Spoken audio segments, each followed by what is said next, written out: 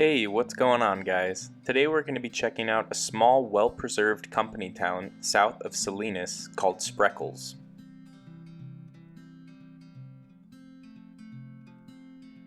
Before we get into the history of the town itself, we first should talk about its founder, Klaus Spreckels. Klaus was a prominent entrepreneur in the late 1800s involved in many enterprises.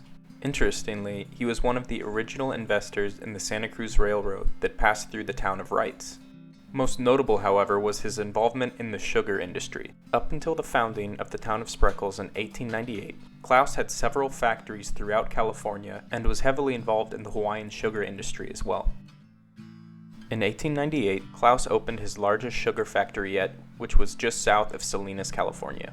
The location was strategic as the factory was adjacent to the field where the company's sugar beets were grown.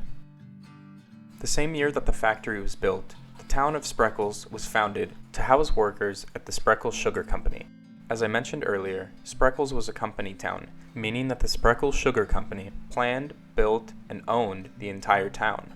While Spreckels was small in size, it was designed to be a complete community, including a mercantile store, a firehouse, a boarding hotel, a theater, a bar, a library, a church, and even a newspaper.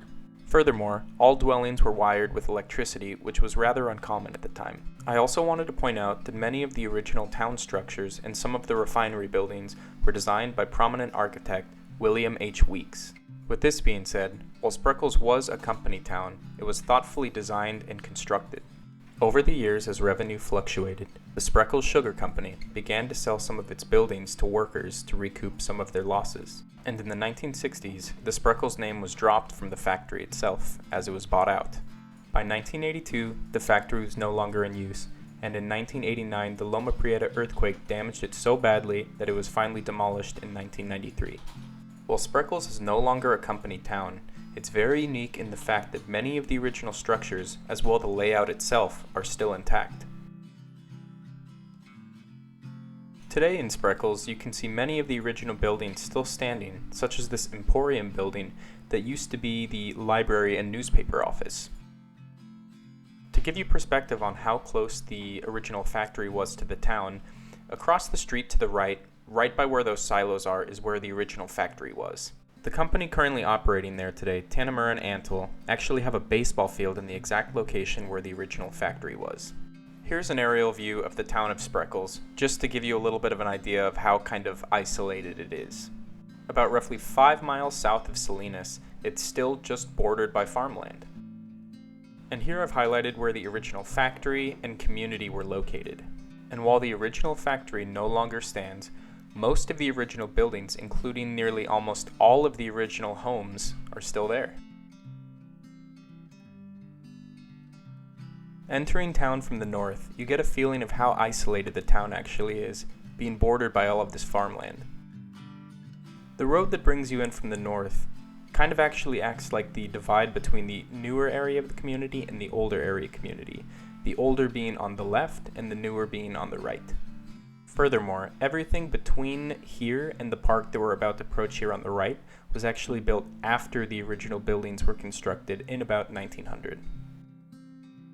Okay, so here we've gone down one more block and made a left, and this is actually going down a street where many of the original homes still stand. These small cottages that you see here were likely designed by William Weeks himself. Because most of these homes are so well preserved, it really gives this block a very old school feeling. Here we're making a left onto Railroad Avenue, which also contains many original homes and many from the early to mid-1900s. This street got its name because it used to parallel a railroad that fed into the factory itself. However, the railroad is now removed and it's just a dirt road that parallels it. However, as you're driving into town, you can actually see remnants of the tracks that used to cross the road. Heading back down Railroad Avenue the opposite direction, you can see a nice variety of homes that were built over the years, including cottages, bungalows, and some more modern houses as well.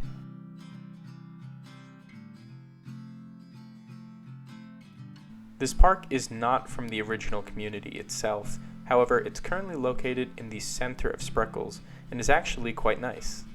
It's interesting too because the park is bordered by homes that were made over different points in time, some from the original community, some from the 40s, some from the 50s, 60s, 70s, and some that are even really modern.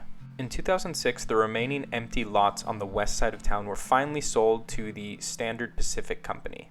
The sale was conditional though. Standard Pacific actually met with longtime residents of Spreckels and agreed not to name their new community, which many thought would segregate the new and old part of town.